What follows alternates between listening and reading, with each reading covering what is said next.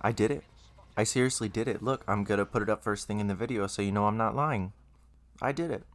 This completion has most likely required more dedication than any of my others. I'm tempted to compare it to Rise Son of Rome, because that game also had a pretty long level grind at the end of it. But I think the real reason I want to compare them is because the grind was so easy. I loved Rise so much, because I love that time period in history, and it will never not be cool to charge into battle as a centurion or fight in the Colosseum in its prime, even if it is in a video game. And that applies to Star Wars as well. Battlefront 2 is one of the most cinematic games I've played, and it's super fun to play along with any kind of music. It just fits. But for as much of a Star Wars fan I am, I'm also a fan of completing games, and it was always something that was on my mind, but there were a couple of mammoth achievements just staring me down from far away. That being said, I'm sitting here doing this commentary now with 100% of the achievements, so this is how I got all of the achievements in Battlefront 2. First, I'd like to start by saying I bought this game and beat the campaign like everybody else in 2017. It was fun, but I don't remember much about it other than the main character defects from the First Order and starts fighting alongside the rebels. There's something with Luke and bugs in a cave. That's pretty much it. Nothing really jumped out and stuck with me while I was playing. There were a couple of achievements for doing specific things in the campaign, like killing X amount of guards at once with this skill. None of these are really hard, and you'll be able to find guides online pretty easily. Kind of kicking myself for not making any of my own, but that's the past. Moving on from the campaign, like most people did immediately, we hop into multiplayer. I like what they did with the multiplayer achievements because it encourages players to try out game types or characters that they wouldn't normally try. I always had so much fun with the heavy, so I may not have tried the officer if it wasn't for the achievement to boost 100 allies. Same with the specialist and the achievement to get 25 headshots with long blasters. That took me a while. As for the game types, there are multiple achievements to win in specific types, but there's also an achievement called a Galaxy at War, and this one requires you to win a match in each game type. This is such a good achievement because with teams you could unlock it without doing anything and forcing everyone else to do all the work. It's a very Sith move and I can't say that I did it, but it's possible. Personally, I was never really a fan of Starfighter Assault. When I first started playing the game, I felt that it would just turn into me dying over and over again by players that had maxed out star cards. It wasn't until going for some of the class achievements in Starfighter Assault that I really started to enjoy it. First, I just want to say this game type is easily as cinematic as something like Galactic Assault. The ships look amazing, and all of the maps you fly through look chaotic, yet inviting. Once I started putting more time into it and upgrading my own star cards, I was finally able to give people some hell. All in all, the majority of the multiplayer achievements are about grinding. They could be ones that longtime players of the game could get without even going for them. One I'd like to bring up that I got is Do or Do Not. This just requires you to play as all starter heroes, which I was surprised I didn't do. So I hopped into HVV and kept picking different characters. Eventually I got it. I got more frustrated with this achievement than I should have. Just use a hero that's the lowest level. You'll probably get it. 3 more achievements that I want to focus on were actually the last 3 that I needed in the game. The first one is Not All Miss, and it's a reference to the stormtroopers having terrible aim, but that's a bit of a misconception because when they were escaping the Death Star, they weren't supposed to kill them, so I assume they were just making it look like. The achievement is to get 3 kills while your Vanguard mode is activated, and do that 5 times. To start, I had to level up my assault class.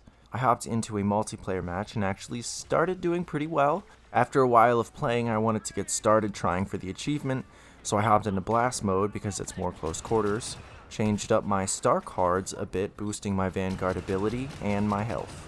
After a while it became obvious this was going to be a lot easier against the AI, so into co-op I went. It definitely was easier, but I really needed to work on my activation times because I had bad luck when it came to finding enemies to kill after I already went into Vanguard, and at times it could get pretty frustrating. I recommend that you don't burn yourself out. If you're grinding for an achievement and you're struggling, don't continuously beat your head against the wall. Find another mode, something else you know you can have fun in, and come back to it. I find that when I do that, I have much better luck when I return to the grinding. Turns out that switching to Galactic Supremacy and getting my ass kicked in there does something positive for the getting of achievements. While in there, I was trying to grind out the Heavy's Sentry Gun achievement and got a nice little surprise in the middle of a game. The thing that I enjoyed about this game is most of the achievements don't take skill, just time. Achievements like killing X amount of people with the Sentry or 500 players with a hero are going to happen anyway. There were really only a couple of achievements that I needed to go into sweaty hand mode for, but it's not time for that. I'm taking a break from Not All Miss and bouncing back and forth between co-op and multiplayer. I know he doesn't rank high on a lot of top character lists, but I really enjoy using Lando. His moveset is perfect for playing co-op, and honestly, he's just a pretty cool dude. Pro tip though, he and all heroes are only and most effective when there are charged batteries in the controller. Also, unsurprisingly, Darth Vader does not fight with honor.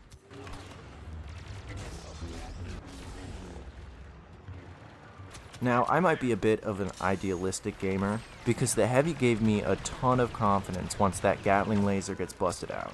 There were so many times that my imagination put me right there in the Star Wars universe just through the gameplay.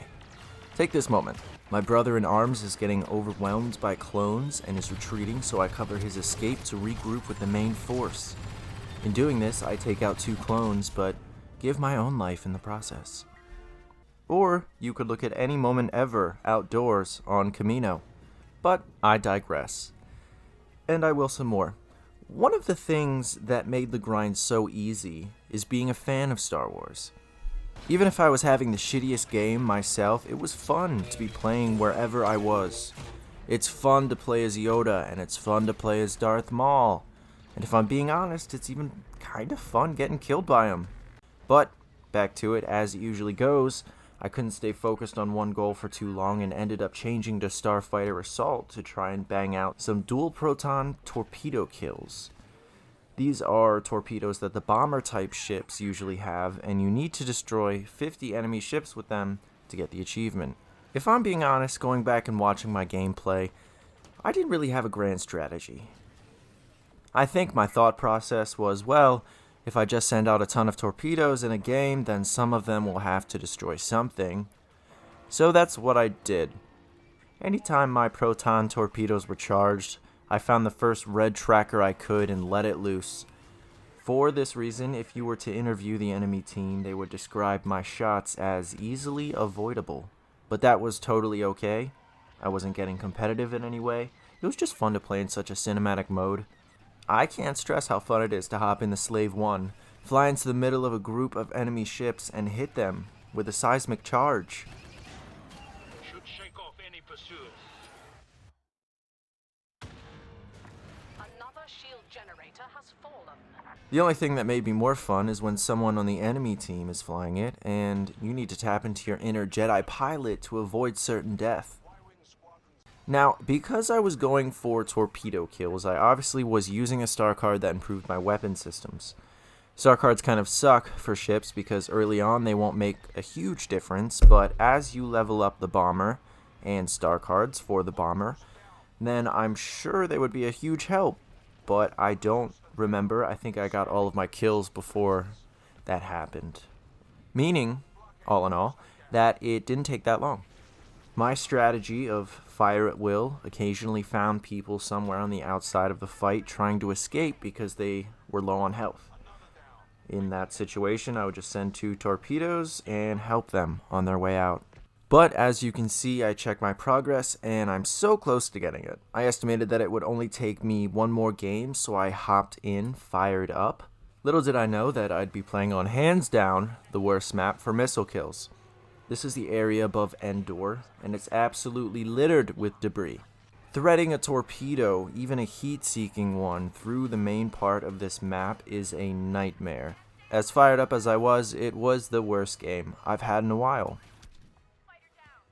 But thankfully, through stubborn or maybe dumb luck, I somehow got the kills I needed and unlocked the achievement for 50 dual proton torpedo kills.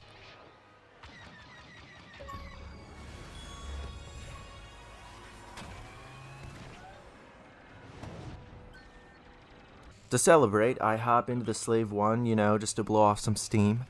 But that goes pretty much how the rest of the game went. So when it came to Starfighter Assault, I was unfortunately left with a bad taste in my mouth, but I got the achievement, and that's one step closer to finishing the game, so overall I think it was pretty positive still. And after the lax mood of the last achievement, it had me wanting to get back into sweat mode for my next. My desire for a challenge would be quenched with Not All Miss.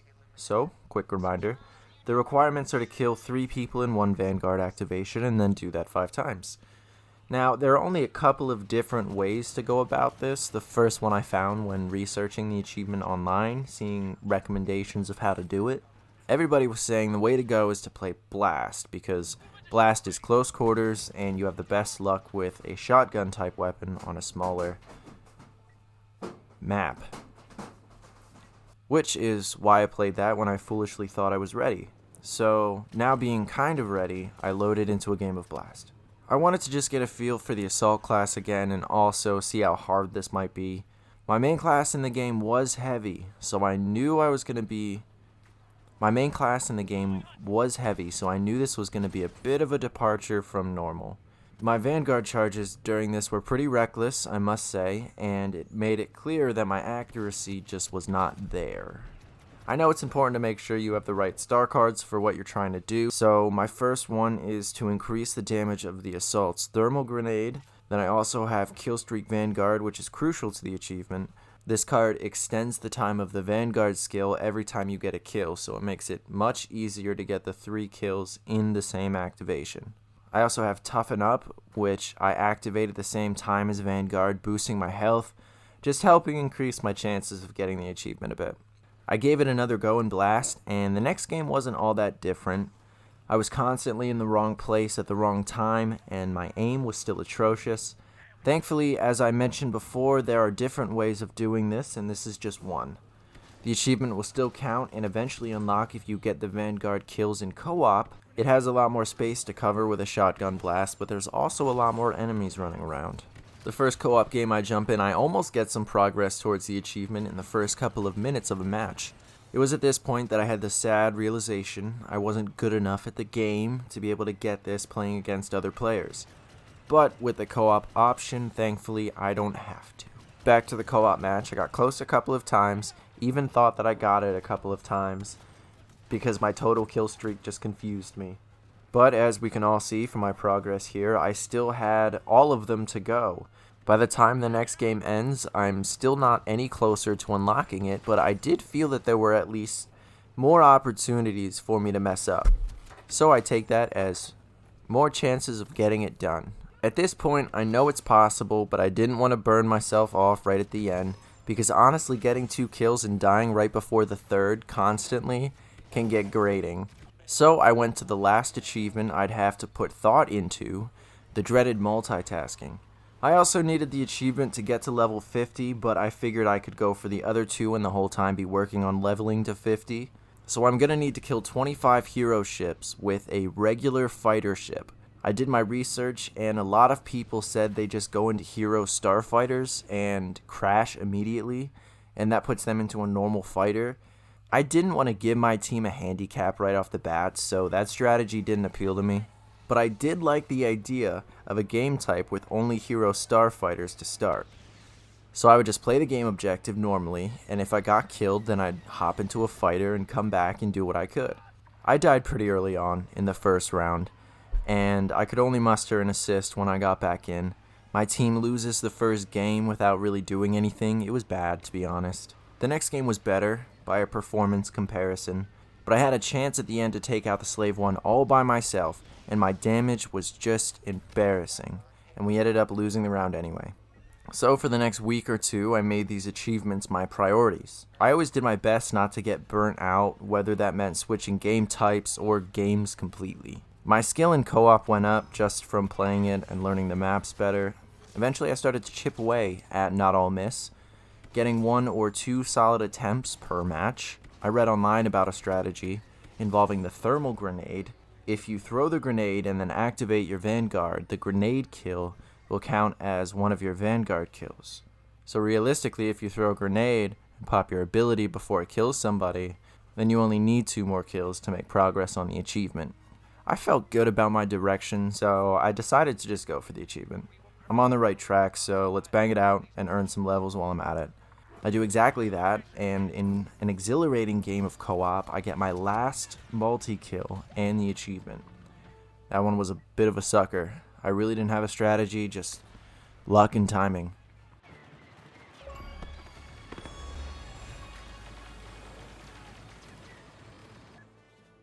So, that was taken care of, and the only thing that I needed to put effort into now were my hero ship kills in Starfighter Assault. Not the squeaker, Jeff. No. I made my way over to normal Starfighter Assault, and the craziest shit happened. I knew that hero kills in a fighter ship was gonna be hard, but I knew it could happen. I went into this thinking maybe I'd get 1 kill every 2-3 games. I was ready for the grind, seriously. So you can imagine my surprise when I was able to get 2 hero kills in my very first game. I was flying high after this happened, in the game and my head. But unfortunately, as hotshot as I was feeling, this was a stroke of luck I wasn't able to seize again in the games following. I can say though, it wasn't a fluke. Over the course of about a week, whenever I got off work, I would come home and play a couple matches of Starfighter Assault. During these days, I had another game where I got 2 hero kills in 1 match, and I would average anywhere from 2 to 5 hero ships destroyed per session. And since I was spreading it out and not overdoing it, I never got burnt out. On the contrary, I began to look forward to getting home so I could hop into whatever good or evil starfighter the game plops me in. In what seemed like no time at all, I got a hero kill that turned out to be my last. I wanted to celebrate my victory by helping my team secure one as well, but I died a lot.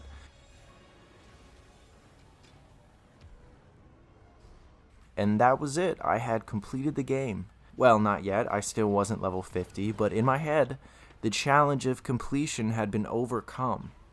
Get to level 50, that's nothing. I just have to play the game. I don't even have to worry about being good. So that's exactly what I did. I hopped into co-op, my favorite game type, and I enjoyed it. I was so happy that this was my last achievement to cap off what turned out to be an arduous completion. I get to cross the finish line and be rewarded for having fun in the game. And this game is fun. Playing co-op to get to level 50 was some of the most fun that I've had in the game. It made me want to keep playing even after I had unlocked the last achievement, but I have other games that call me. Even editing this video, going through my footage, it made me want to load it up and start blasting. And this made me realize that Battlefront 2 has crossed the line. So it's one of those games to me. And I know that's vague, but what I mean in saying that is anytime I see anything about the game, or talk about the game with somebody, or even get a flashback of a cool moment playing the game, I want to play. This may still sound vague, but it isn't. Any game that does that for me is a select favorite few. It just makes me think of being in high school and a conversation starts up about Skyrim, and I'm like, well shit, now I gotta go home and play.